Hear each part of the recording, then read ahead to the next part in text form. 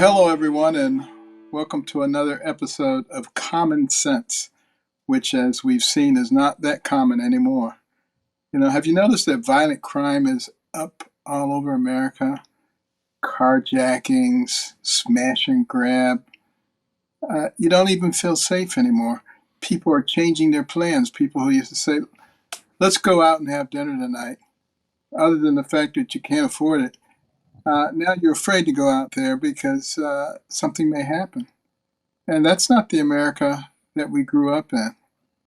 And yet, America's premier law enforcement agency, the FBI, said, maybe that's not the most important thing. The most important thing is let's go and raid Mar-A-Lago. And let's see if we can find something there. Maybe the president has some classified documents or something. That's more important than the fact that our citizens don't feel safe. It's very, very interesting. Starting to seem more like a banana republic. And, interestingly enough, when Hillary Clinton was erasing all of those emails and acid washing her hard drive, and Hunter Biden's doing all kinds of despicable things, and we've got Russian misinformation going on. I mean, the list just goes on. And the Department of Justice didn't think very much about all those things. But now suddenly, nobody is above the law, and we got to deal with all this right now. I mean, this is for you, the American people. Does that seem a little strange? I think it is. Well, everyone, it's Ben Carson, your host. And I want to welcome our fantastic guest, a great patriot and friend, Matt Whitaker. Matt was the former acting attorney general, former U.S. attorney, co-chair of the Center for Law and Justice at America First Policy Institute, and also the author of Above the Law, the inside story of how the Justice Department tried to subvert President Trump. Thank you so much, Matt, for joining us today. I know you have a very busy dance card these days, given your position in our society. And, I'd like to start off by asking you, what's the latest in terms of the Mar-A-Lago raid, and what are we to make of all of this? Well, it's so good to be on with you, Dr. Carson, Secretary Carson, and my friend Ben. I have been following this situation since it happened a week ago. And as we sit here today, there's more questions today than we've ever had. And, but I want to start with sort of the, as an old football player, I want to start with the basic blocking and tackling. And the things that concern me the most are, the Department of Justice chose to execute a search warrant. They had a lot of other means, less intrusive means, to obtain this information. And the first thing that, as I look at it, is why now? Why last Monday? And what was the exigent circumstance that required them to immediately go in there and get this information? And as I process that through my experience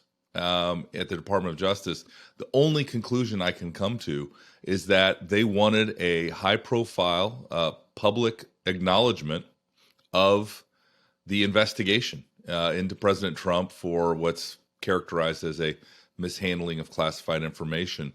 I think this is directly related to their investigation on January 6th. You see how broad the warrant was when they released it over the weekend, and it allows them to grab a lot of things, including what's now being reported as many boxes of attorney-client privilege documents of the former president. Yeah, exactly. It does seem rather strange because he's been out of office for 18 months. And all of a sudden, this is, 5-alarm fire emergency. We got to go in and do all this right now. And, he had been cooperating and promised to continue cooperating. So, it's very strange that it's taken so long for them to come up with a story. Mm. of why this is so vital. I think you're still working on that, China. But isn't that the way that totalitarian governments always start? They start doing stuff and then, well, we don't necessarily have to explain ourselves. I mean, this is who we are. We're the powerful. And it really is so antithetical to the way that America is supposed to work. You know, whether the president did something wrong or not, you know, there is a reasonable way to find out, and it should be done in a transparent way. Because I think one of the biggest problems that we face as a nation right now is distrust. Uh, no one trusts, you know, the DOJ anymore after this. We didn't Yeah. trust the CDC, don't trust the NIH, don't trust the Fed. Everybody's giving us false information. Uh, and then what makes it even worse, it's not so much that people can't make a mistake, because, you know, they're human beings, they make mistakes, but they never admit it. They never say, you know, we got that wrong and we're sorry. You never hear that coming out of the government these days, and that's a real problem. But, you know, another thing that's very interesting and troubling is, you know, violent crime is on the rise across our country.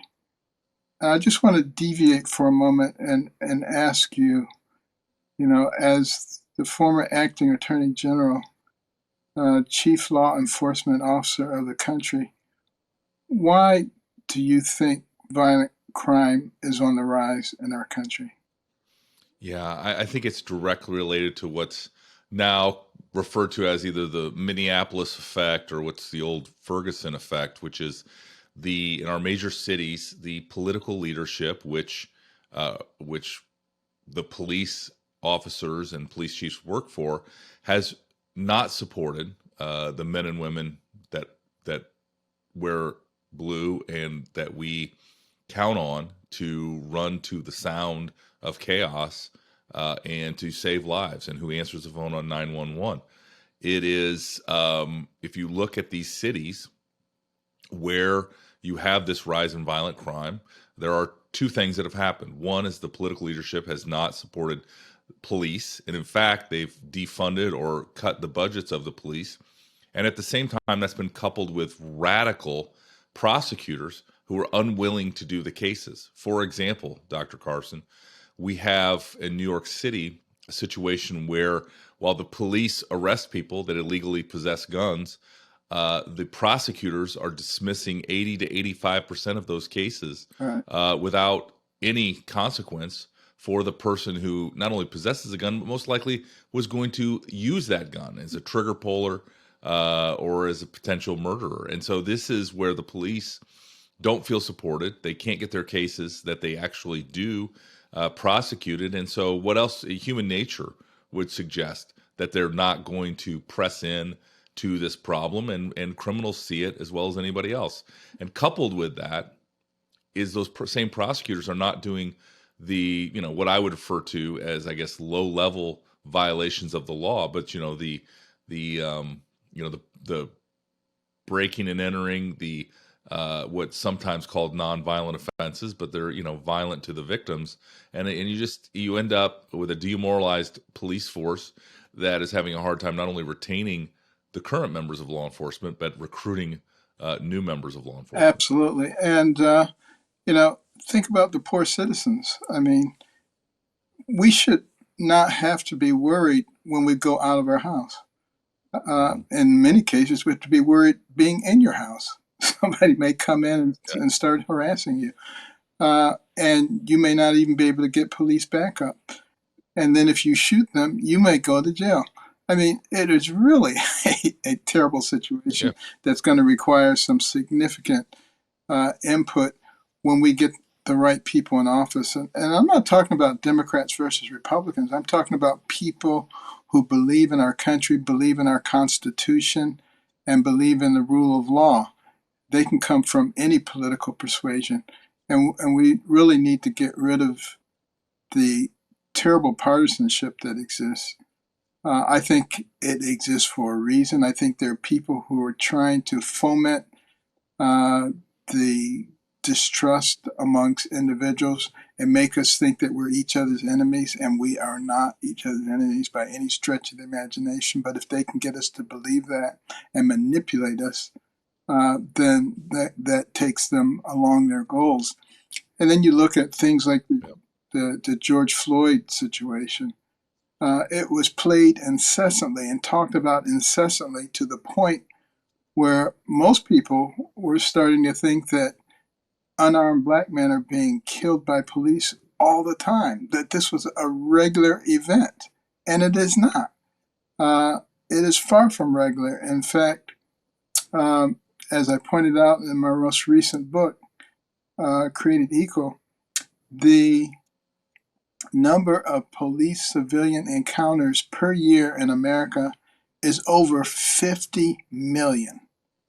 Mm-hmm. The number of unarmed black men killed by the police per year, according to the Washington Post, that bastion of conservative thought, is less than 24. So, any number is too many, but I mean, we're talking about something that's vanishingly rare. Right. And yet is manipulated into people thinking that. So we do have a problem not only with the crime, but with the way that it is portrayed in our society. Yeah.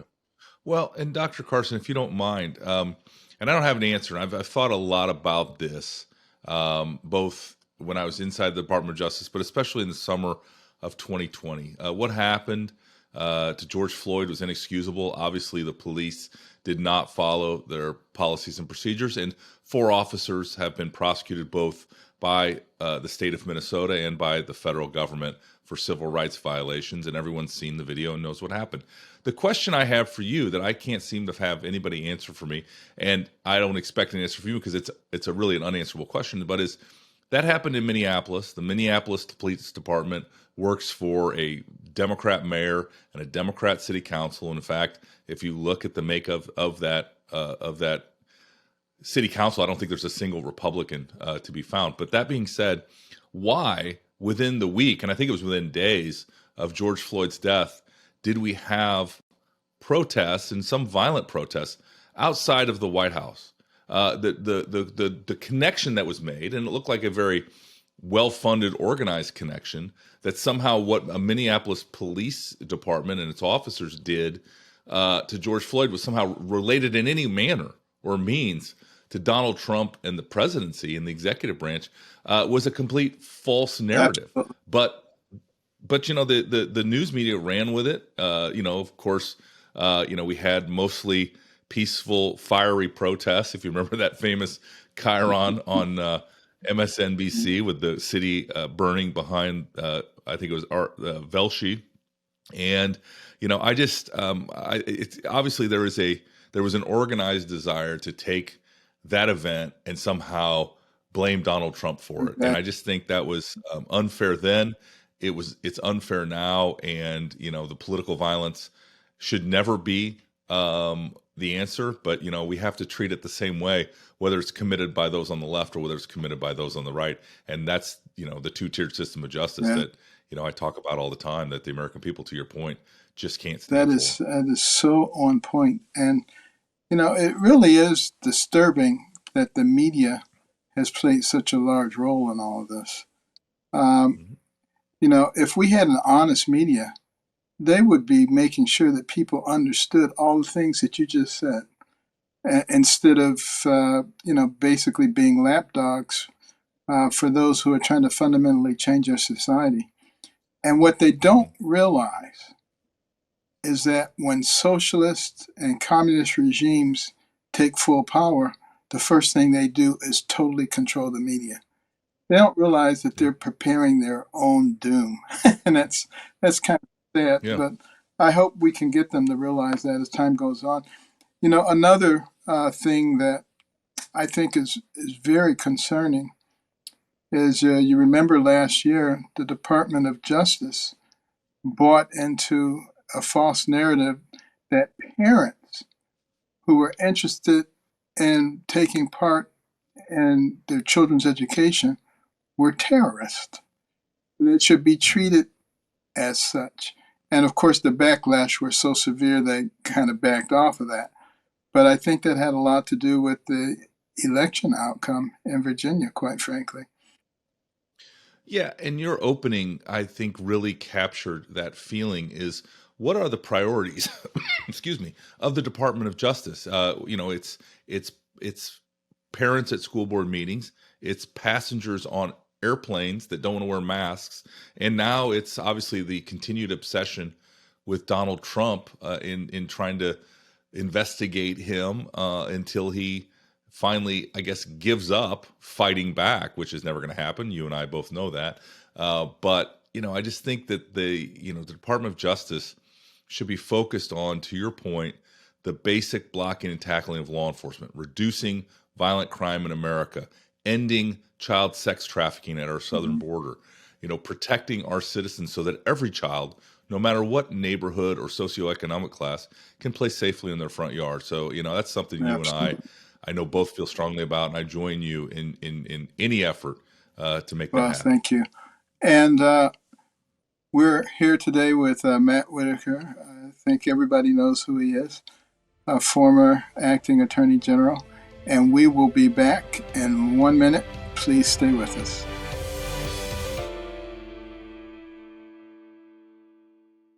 And we're back again with former acting attorney general Matt Whitaker.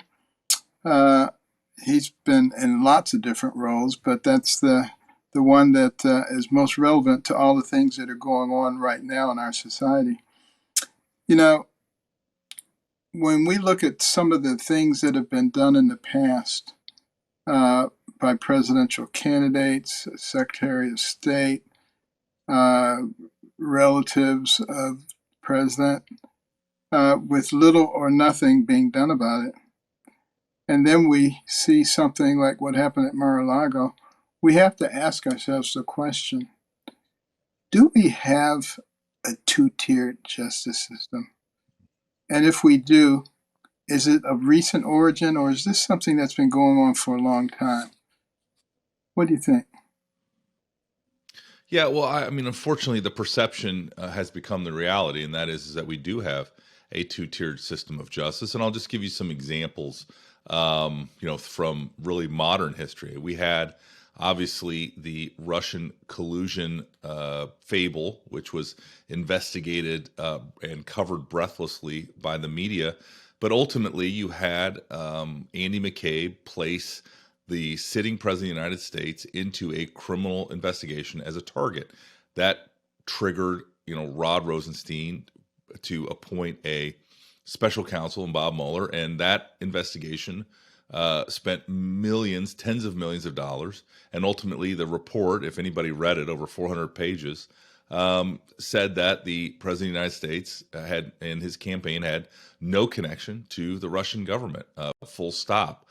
And so that, that started kind of what it was believed to be a, kind of this constant and ongoing desire to investigate Donald Trump. At the same time, you can't help but notice what happened to Hillary Clinton and how she was declined.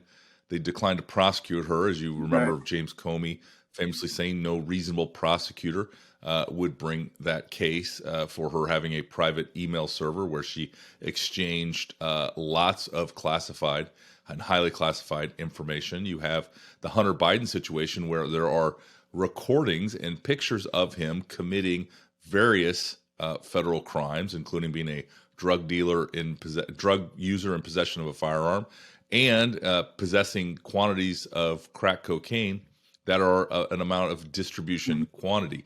You have, just so many other examples where, the left is not prosecuted and people like Donald Trump are prosecuted, to the fullest extent of all available laws, both at federal and state level. And so, Dr. Carson, I think it's hard not to believe that there are two different systems, and our republic will not be able to last another 250 years if we don't get this back to a normal balance where, while no one is above the law, we cannot have people that are below the law and are constantly harassed and Absolutely. investigated in hopes of finding something. Well, interestingly enough, Peter Navarro, a high-profile individual, harassed at an airport, put in handcuffs, put in leg irons, put in solitary confinement.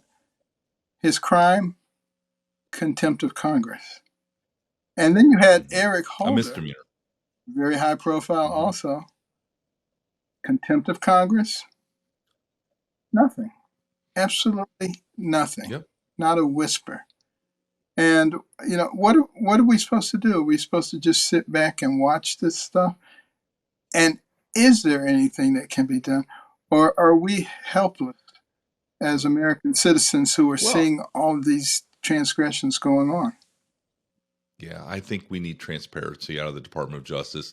We need better explanations than we have received to date about all these things. The Eric Holder declining to prosecute him for contempt of Congress. He was held in contempt because he was unwilling to share the information on the Fast and Furious project that was selling illegal guns to Mexican drug cartels, resulting in the deaths of Americans. And again, he was held in contempt, not prosecuted. You have Peter Navarro and Steve Bannon, among others, that have been or are being prosecuted. And we just, again, it is another example, to your point, of the perception that we have a two-tiered system of justice, and that the Justice Department is going to be used as a political instrument to punish Joe Biden and his administration's political enemies. It's very, very dangerous, and quite frankly, for people like you and I, it is a scary proposition. It seems like they just kind of thumb their nose at us and say, maybe you don't like it, but just too bad. It was John Adams who said that our Constitution and our system was designed for a moral and religious people, and is wholly inadequate for the governance of any other. It seems like we have any other right now, and it doesn't seem to be governing it very well. It's something that I hope that Congress, who has the ultimate oversight, will begin to recognize that you can't just let these things stand. We can't just all sit around and complain about them and let them stand. And I hope that the American citizens recognize that our Constitution did provide a mechanism for dealing with abject corruption. And it's called a ballot box. And people need to realize that this is one of their most valuable tools. But it also means that we have to be willing to fight. Like the people in Virginia. They all got out there, they volunteered. They covered 96% of the voting precincts. And they insisted that they be able to actually observe what was going on. They couldn't be 25 or 100 feet away, so they couldn't see what was going on. You don't accept that. You don't just sit down and say, okay, that's what you said, that's what we'll do. No, we don't do that. And those are blatant things. And I think we the people, have to recognize that the responsibility lies with us if we're going to preserve freedom for those who come after us. Because as Ronald Reagan said, our freedom is never more than one generation away. All we have to do is take our eye off the ball, and you can see how quickly it goes away. But I wanted to ask you, Director Chris Wray testified recently. Did anything of significance come out of his testimony to Congress? Well, it did and it didn't. Chris Wray is a very smart and talented person, and he's somebody I worked directly with. I think Americans should go back and watch or listen, especially Ted Cruz's discussion with Director Wray. I just talked to Ted Cruz, senator from Texas, as part of my show, Liberty and Justice.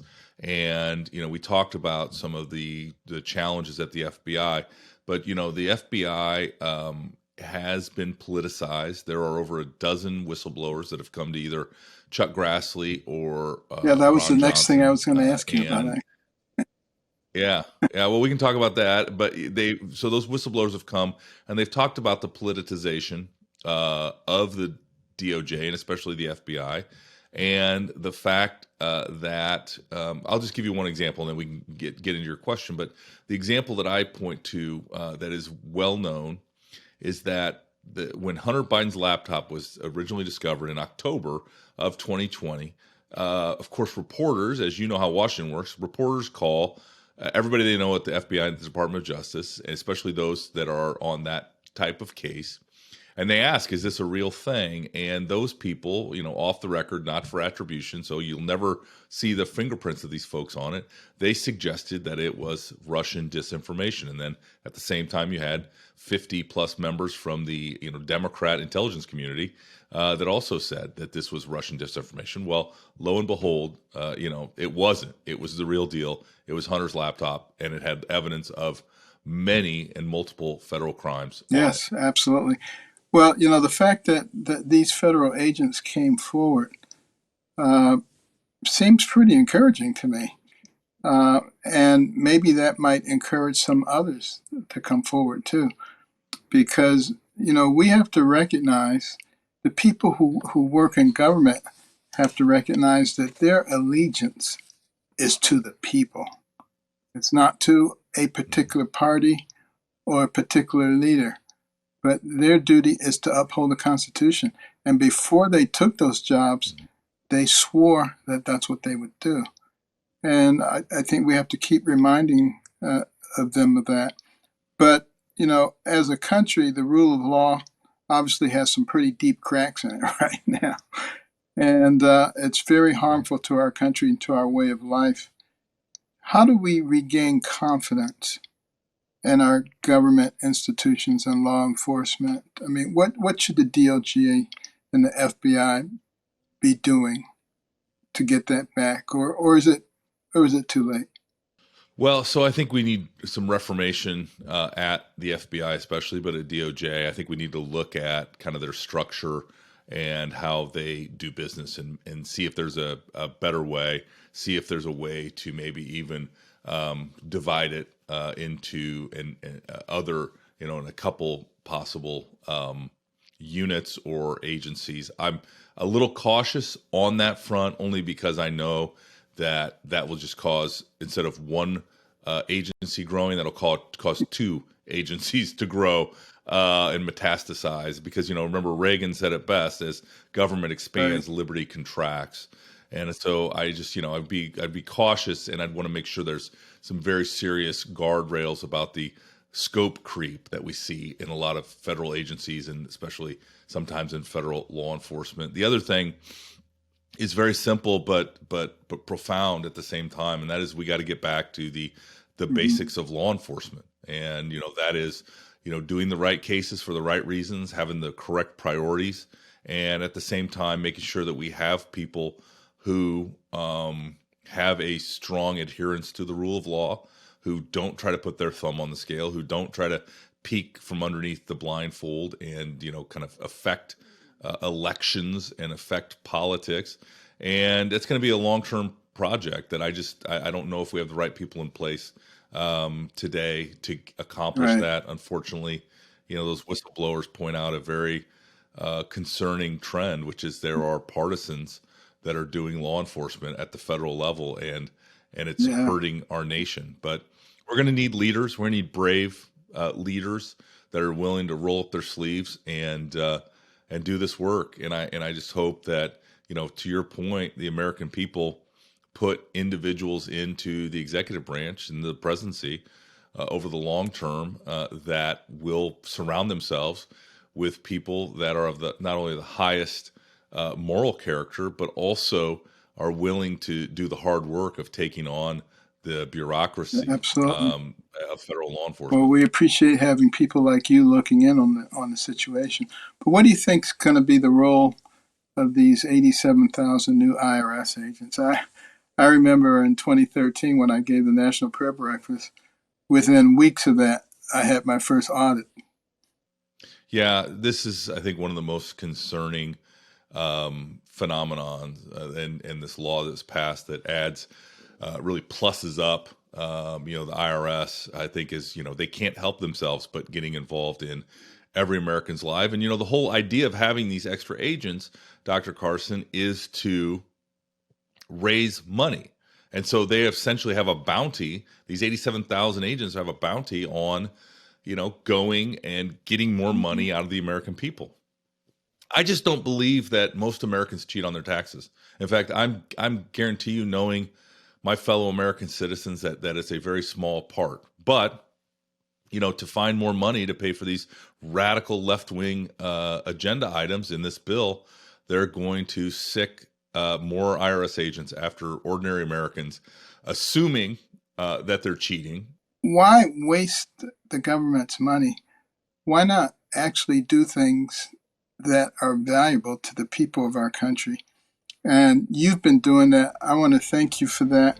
And we'll be back with our last segment in just one moment.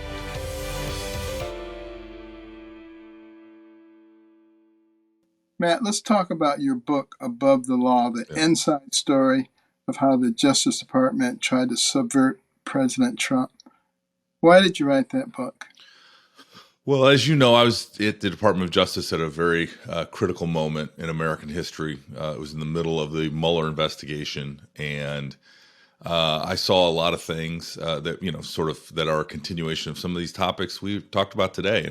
And I just felt like it was important to tell an unvarnished, true story. It was obviously with an angle that I have a lot of respect and admiration for President Trump and what he accomplished in office. And while I was there, I saw a lot of good things, but at the same time, I had to tell the story and really give the, footnoted history of how we ended up, at the Mueller investigation, and make sure that by telling that story, it never happens to another American president again.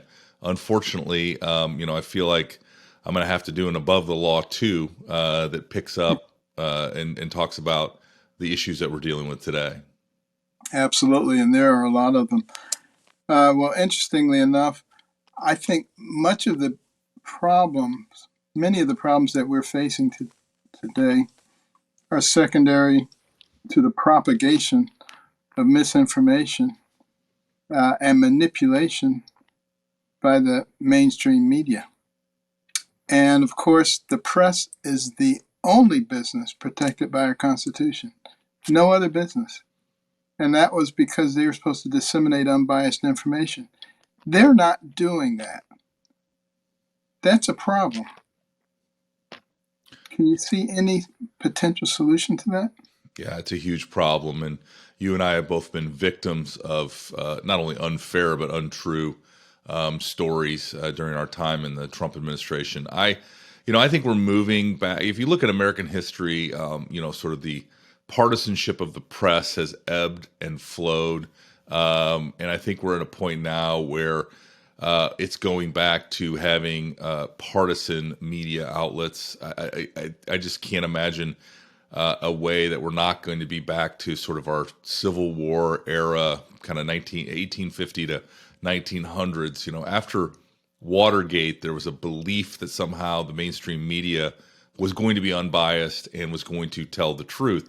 And that franchise that they took advantage of obviously helped one political party on the left by manipulating, really outside of the sight of the American people, the news, and feeding them a partisan, screed and partisan stories. And I think now the American people, there's more outlets than there's ever been, and I think that's a good thing. And I think you should seek out not only a diverse amount of news, but obviously the veracity is so important as to what, because most news now is commentary. There's very little actually of news events that happen. We have press conferences all the time, but those aren't news. We have very, very little is actually being done. So most is commentary and opinion.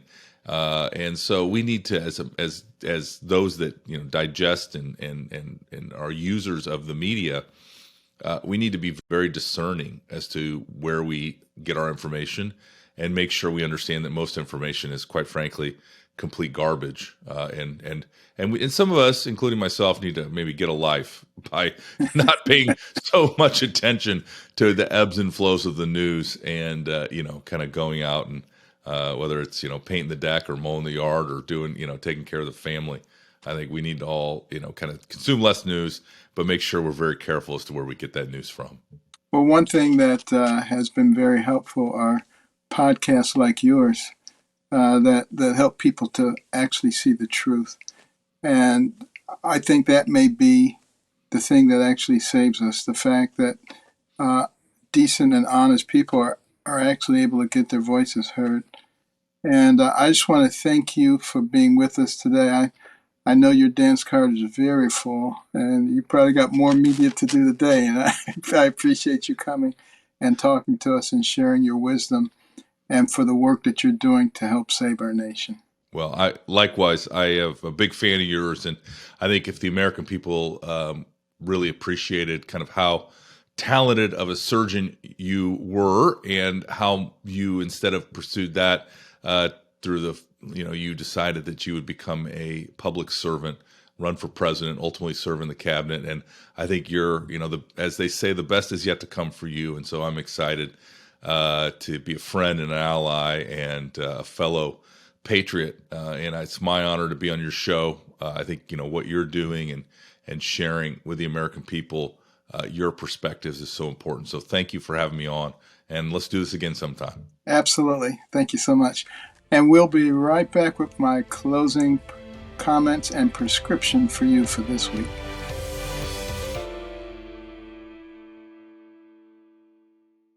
All right, welcome back. And thanks to Matthew Whitaker for taking time out to be with us today.